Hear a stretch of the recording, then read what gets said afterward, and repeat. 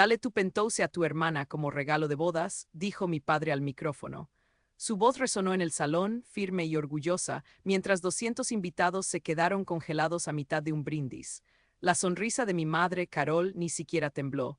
Charlotte, mi hermana, parpadeó fingiendo sorpresa. Yo me quedé ahí, de pie, con la copa en la mano, sintiendo la mirada de todos sobre mí. La música se había detenido. Alguien susurró mi nombre, y justo entonces un hombre que nunca había visto se levantó de la multitud. Su voz fue tranquila, pero cortante. Vuelvan a tocar sus bienes y perderán los suyos. El silencio se hizo absoluto. La mandíbula de mi padre se tensó. Imagen, a close-up of a woman's face 30S40S latina, looking surprised and a little hurt, holding a champagne glass. Erais are wide, reflecting the bright lights of a wedding reception. Around there, blue-red faces of guests informal attire. The atmosphere is tense. Antes de que les cuente el resto, díganme desde dónde me están escuchando, así sé que no estoy sola. Yo solía creer que el silencio mantenía la paz. Pensaba que si sonreía en los momentos adecuados, asentía con la cabeza cuando tocaba y nunca dejaba que mi voz temblara, mi familia por fin me vería como una de ellos. Pero la paz construida sobre el silencio se quiebra muy rápido, especialmente en una casa como la nuestra, en Guadalajara. Mis padres, Richard y Carol, vivían para las apariencias. Mi madre creía que la perfección se podía organizar como un centro de mesa, cuidadosamente recortada, pulida y exhibida al mundo. Mi padre, por su parte, vivía para los aplausos. Charlotte era su obra maestra, la que no podía hacer nada mal. Y yo, Isabella, su hija de 38 años, vicepresidenta de Desarrollo de Asia-Pacífico en una gran firma financiera, era el elemento del que no podían alardear, pero que no podían permitirse perder. Cuando la gente preguntaba por mi trabajo, mi madre solía reír con ligereza y decir, Isabella trabaja en algo de finanzas. Creo que nunca mencionó que mi firma podía mover millones, que mi puesto implicaba responsabilidades continentales. Para ella, el éxito solo contaba si venía acompañado de un esposo. Charlotte, en cambio, no necesitaba ganarse su brillo. Era de voz suave, radiante, la hija perfecta. Me llamaba mi hermana mayor delante de los invitados como si fuera un accesorio, un dulce adorno para parecer humilde. Yo le seguí el juego durante años. Financié las pequeñas cosas que mantenían intacta la imagen de nuestra familia. Pagué una hipoteca cuando un negocio de mi padre salió mal, hice transferencias a mamá para facturas de emergencia e incluso le mandé $50,000 para cubrir los gastos de la boda de Charlotte. Nunca lo pidieron 2 veces, simplemente lo aceptaban como si fuera mi deber, algo natural. La semana antes de la boda mi padre me apartó, te sentarás al frente, dijo, tu familia, por supuesto, solo recuerda es el día de Charlotte, mantén las cosas sencillas, sencillas. Me reí después sola en mi carro. Él no tenía idea de lo que significaba la palabra sencillo para mí. Yo tenía 9 años la primera vez que lo entendí. Mi hermana Charlotte quería la muñeca que mi abuela me había regalado. Se puso a llorar, una pataleta de esas que solo ella sabía hacer, y mi madre me miró con esa calma helada que no admitía réplica. Isabella, sé una buena hermana, me dijo, y yo se la di. Ya entonces el mensaje era claro. Imagen, a close-up of a vintage porcelain doll, slickly worn, lying on a wooden floor in a dimly lit room, suggesting a forgotten childhood memory. Cuando llegué a la cena de ensayo, las luces brillaban en un suave dorado sobre rosas blancas. Todo estaba perfecto, diseñado para las fotografías. Mi madre se afanaba con el velo de Charlotte. Mi padre estrechaba manos con inversionistas más que con parientes. Yo me quedé junto a la barra, desapercibida, invisible de nuevo. Entonces Charlotte volteó, su sonrisa azucarada y dulce. Isa, gracias de nuevo por ayudarnos con los gastos, dijo lo suficientemente alto como para que algunas mesas la escucharan. Sentí el aguijón en la palabra ayudarnos. Mi padre asintió con aprobación. Así era como les gustaba, gratitud pública que sonaba generosa, pero me hacía pequeña. Aún así me dije que no importaba. Me presentaría, me sentaría en silencio, haría mi papel. Una noche más, una actuación más. Lo que no sabía era que, detrás de sus sonrisas pulcras, mi familia me había escrito en el programa de la boda como el acto de apertura, el sacrificio para que su día perfecto fuera completo. La mañana de la boda, en un hotel de lujo en Ciudad de México, brillaba con ese tipo de luz que hace que todo parezca inocente. Pero debajo de las flores y las copas de champán helado, podía sentir que algo andaba mal, latiendo a lo largo del día. En los siguientes 40 minutos escuché cosas que cambiaron para siempre la forma en que veía a mi propia madre. Y lo que hice después terminaría rompiendo a mi familia. Imagen: A Woman's Hands 30S40S, Latina gripping te edge of a luxurious wite tablecloth, canucles slightly wite. Inte background, blue-red wedding decorations and guests, with a hint of tension in the air. Siempre fui la hija que no daba problemas, la que se ajustaba. Mi madre, Carol, regulaba a la familia como un termostato. Si ella estaba tibia, todos respirábamos. Mi padre, Richard, un hombre de pocas palabras pero de grandes expectativas. Desde muy joven entendí mi papel. Ser la roca, la que resolvía, la que nunca pedía nada a cambio. Mi profesión administrativa en una notaría de Houston me dio una perspectiva única sobre papeles, firmas y, sobre todo, la fragilidad de la confianza. Había aprendido a leer entre líneas, a notar las inconsistencias, pero con mi familia mi propia vista se nublaba. Recuerdo un martes gris de octubre, apenas un año atrás. Mi hermana menor, Charlotte, se casaba. La boda era el evento del año, una inversión calculada para mantener las apariencias de una prosperidad que ya no existía. Fui la primera en llegar al hotel de lujo en el centro de Houston. El aire olía a lirios blancos, un perfume denso que me resultaba sofocante. El personal se movía rápido, ajustando telas, puliendo copas. Fue entonces cuando escuché la voz de mi madre, cortante como siempre, dando órdenes. Asegúrense de que el ramo de Charlotte apunte hacia la izquierda en las fotos. Su perfil se ve mejor así. No era una sugerencia, era una directiva. Mientras pasaba por la mesa de recepción, algo captó mi atención. Un hombre inmóvil observaba. Vestía un traje gris carbón, su corbata salpicada de plata. Su postura era serena, pero había una deliberación en su quietud que no encajaba. Nuestros ojos se cruzaron. Me dio un asentimiento educado y dijo, en voz baja, casi inaudible entre el murmullo, «Tenga cuidado con lo que anuncian hoy». Su tono era tan parejo que sonaba amable, pero algo en su mirada me heló la sangre. Miré a mi alrededor, pero nadie parecía haber notado su presencia. Mi padre reía cerca de la barra, ajeno a todo. Mi madre estaba ocupada con el vestido de Charlotte. Entonces mi celular vibró en mi mano, un mensaje de un número desconocido. «Hoy se llevarán lo tuyo, no lo permitas». Las palabras me golpearon el pecho, mi departamento. El único lugar que era completamente mío. Cada pago, cada noche sin dormir, cada negociación que me costó sudor y lágrimas. ¿Podía ser eso? Por un impulso que no entendí, me acerqué a una puerta lateral entreabierta y escuché la conversación de mis padres. La voz de mi padre era baja, calculada. «Durante el brindis haremos el anuncio, será un regalo inolvidable para Charlotte». La risa de mi madre, suave, fue como miel sobre veneno, y Ana no se atreverá a negarse. Hay demasiadas cámaras, demasiados testigos. El orgullo puede ser útil. La voz de Charlotte, vacilante pero satisfecha, siguió. «¿Están seguros de que ella estará bien con eso?» Mi madre respondió, «Ella no necesita ese espacio. Tiene su trabajo. Tú te mereces un hogar». Sentí cómo la sangre se retiraba de mi rostro. No era orgullo, era un plan. Robar lo que yo había construido y presentarlo como un gesto de amor fraternal. Me pegué a la pared fría, cada músculo tenso. La luz del candelabro danzaba sobre el mármol. No entré, no todavía. Por primera vez en mi vida no era yo quien reaccionaba. Era yo quien recordaba. Regresé a mi suite. El pasillo olía a rosas y a nerviosismo caro. El aire en mi habitación se sentía diferente, expectante. Abrí un cajón y saqué una carpeta. Documentos, extractos, pruebas de propiedad. Cada número, cada firma que ataba ese departamento a mi nombre. 10 años de mi vida, condensados en tinta y papel. Mis padres no habían construido ese hogar. No habían pasado noches en vela persiguiendo contratos que casi me rompieron.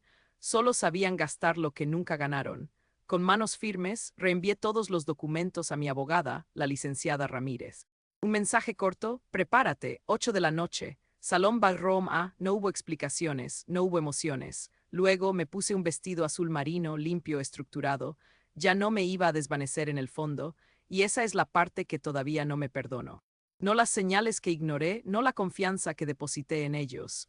Me perdono por haberme dejado convencer de que callar era la única opción, por haber pensado que el amor familiar lo justificaba todo. Me equivoqué. El silencio nunca trae paz. Los días previos a la boda de Charlotte se sintieron como caminar sobre cristales rotos. Mi departamento, ese refugio que tanto me había costado conseguir, se había convertido en el centro de atención, pero no por las razones correctas. Lo que más me pesaba era un vago presentimiento, una sombra que se cernía sobre la alegría forzada de mi madre y la calculada cordialidad de mi padre. Había algo malsano. Una tarde, mientras me dirigía a una reunión en la firma, un hombre se acercó a mí en el estacionamiento. No era nadie que yo conociera. Vestía un traje gris impecable y sus ojos tenían una profundidad que me incomodó. Señorita Navarro, dijo, su voz resonando con una calma extraña. Solo quería advertirle, lo que está por suceder no es lo que parece. Tenga cuidado con su familia, especialmente con su hermana. Me dio una tarjeta, era de un abogado. Antes de que pudiera procesar sus palabras, se dio la vuelta y se perdió entre los autos. Lo descarté como un loco, un intento burdo de algún tipo de chantaje. Qué ingenua fui. La noche de la cena de ensayo, el salón de banquetes del hotel estaba abarrotado. Se sentía pesado, el aire cargado de perfumes caros y promesas vacías. Me acomodé en una mesa apartada, observando a mi familia en el presidium. Mi madre, radiante, dirigía la orquesta de sonrisas. Mi padre, con su acostumbrada pose de patriarca benevolente, ajustaba su corbata. Charlotte, a su lado, era la imagen de la novia perfecta, con una sonrisa que no llegaba a sus ojos. Yo sentía una opresión en el pecho, un eco de las palabras del desconocido en el estacionamiento. Mi padre se levantó. El murmullo de la sala cesó. Buenas noches a todos, comenzó. Su voz, amplificada por el micrófono, sonaba familiar, pero el tono había un matiz de triunfalismo que me erizó la piel.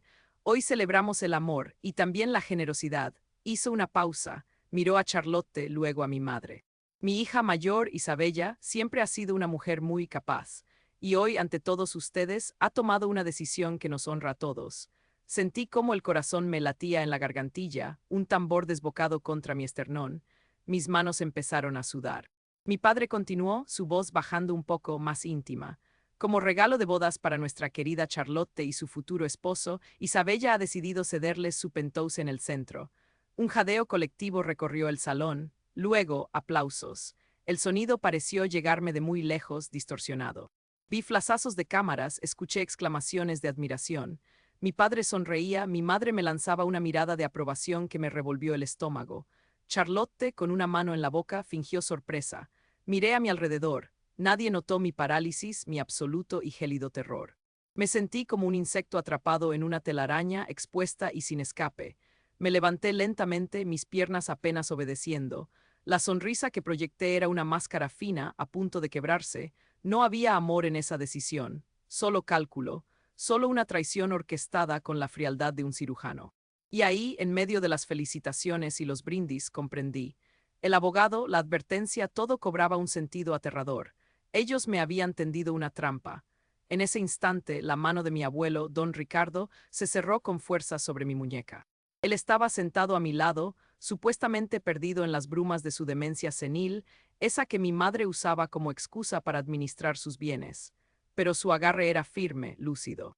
Sus ojos, que siempre miraban al vacío durante las cenas, se clavaron en los míos con una claridad que me heló la sangre. Bajo el mantel, me entregó un pequeño papel doblado mientras susurraba con un hilo de voz que nadie más pudo escuchar. No firmes nada, Isabella. La grabadora sigue encendida en el despacho. Me quedé helada. Durante meses, mi madre y Charlotte me habían convencido de que el abuelo ya no sabía quién era, usándolo como pieza de sacrificio para manipular mis sentimientos y obligarme a compartir mi patrimonio por el bien de su cuidado. Pero al mirar a ese hombre que todos daban por acabado, comprendí que la víctima no estaba indefensa. Él había estado escuchando cada conspiración, cada risa burlona de mi hermana sobre cómo vaciarían mi cuenta bancaria una vez que el penthouse estuviera a su nombre. La trampa que ellas habían montado tenía un testigo silencioso que yo acababa de descubrir y el juego estaba a punto de cambiar de manos. Video Basligi, tú nos debes este penthouse por ser la mayor, gritó mi hermana. Hasta que Video así clamase. Lo que debía ser una celebración de compromiso en un hotel de lujo en Ciudad de México se convirtió en una emboscada familiar.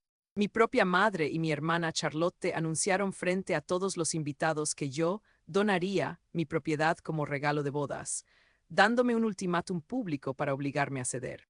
No contaban con que mi abuelo, a quien daban por incapacitado, guardaba un secreto que destruiría sus planes esa misma noche. Diana Momentos clave 0000 el anuncio público de la traición 02, 15 los meses de manipulación y señales ignoradas 05, 40 el giro, la lucidez de mi abuelo y la prueba oculta. 08-22 El Plan de Justicia Legal y Financiera 12.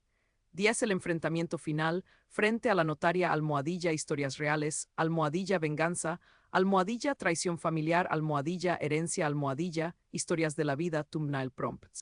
Realistic photograph, close-up of a 35-year-old Latina woman's face showing shock and betrayal, soft natural linked in a luxury barroom background, show depth of field y quality authentic emotion.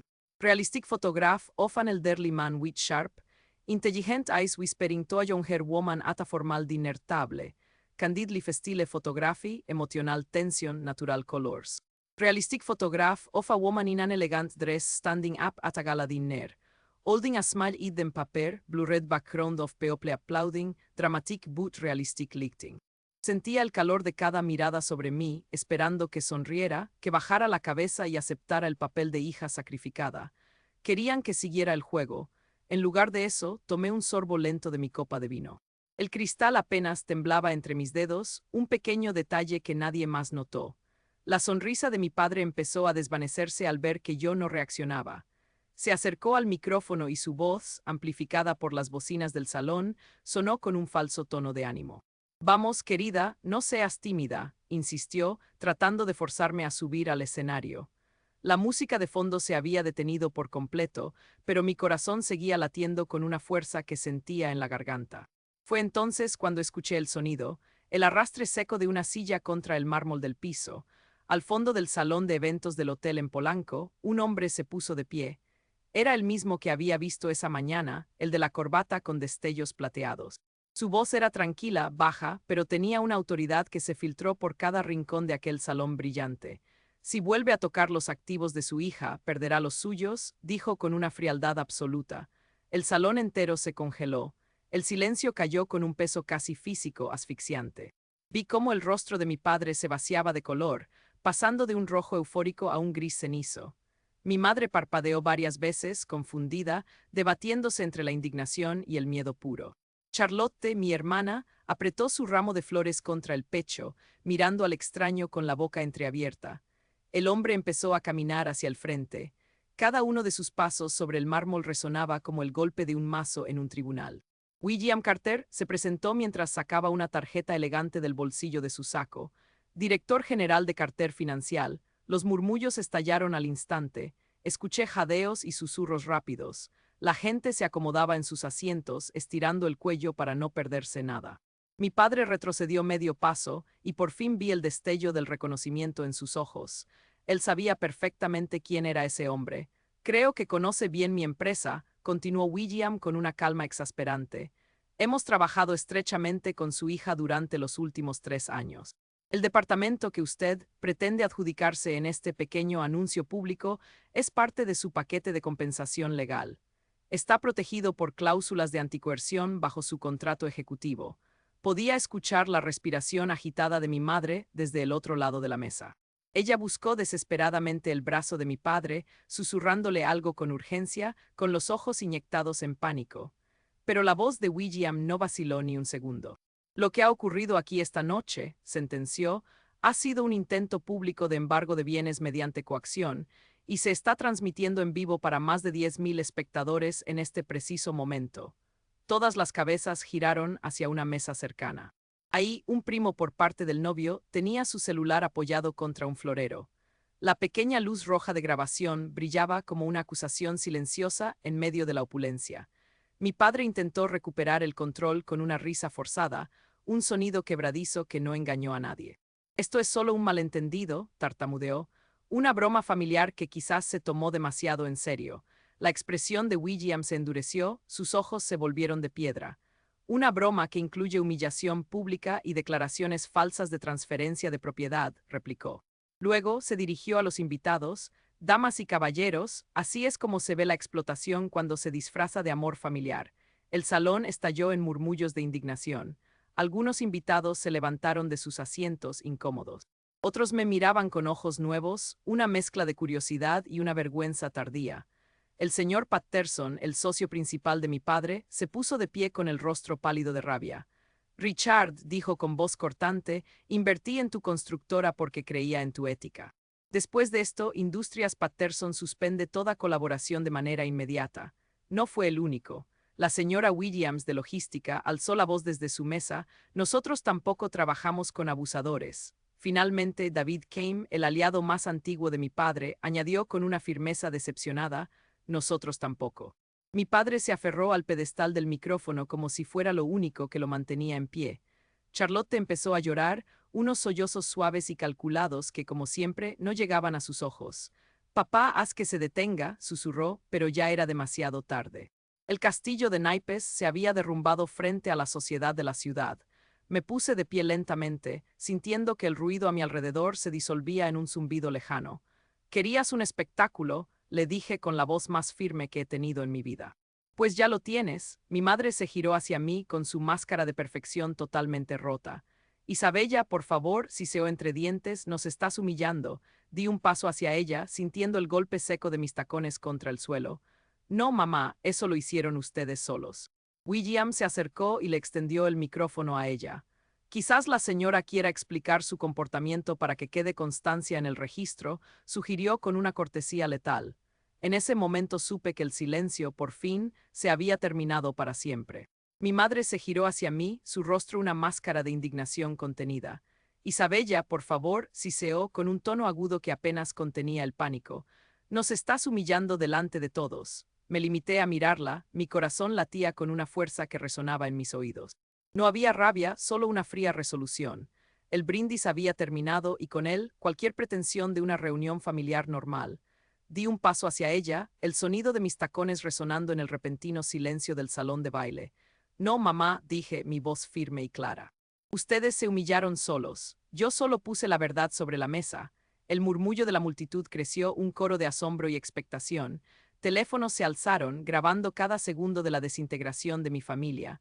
Mi padre, con el rostro enrojecido, intentó recuperar el control. Esto es un asunto privado, no tienes derecho a... Lo hicieron público cuando exigieron mi departamento, padre, lo interrumpí, mi mirada fija en la suya. Cuando orquestaron esta farsa para robarme lo que me pertenece. Ahora todos pueden ver quién es quién.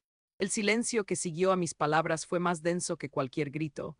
No necesitaba añadir nada más. William Carter, el hombre que había aparecido de la nada para ofrecerme una solución, se acercó y posó una mano en mi hombro. Sus ojos transmitían una calma inesperada. Se volvió hacia mi madre, quien ahora lucía petrificada. Quizás la señora quiera explicar su comportamiento, sugirió con una cortesía que se sentía como un bisturí, para que quede constancia en el registro oficial. En ese instante, el peso de los meses de engaño, de las noches de insomnio, de las lágrimas ocultas, se disipó. La venganza no se trataba de gritos y confrontaciones vacías. Se trataba de exponer la verdad ante testigos, de que la mentira se desmoronara bajo el peso de los hechos. La multitud se agitó, vi rostros conocidos y desconocidos, todos pendientes del desenlace. La transmisión en vivo que William había orquestado, discreta pero efectiva, estaba capturando cada momento. La vergüenza empezaba a teñir las mejillas de mi madre.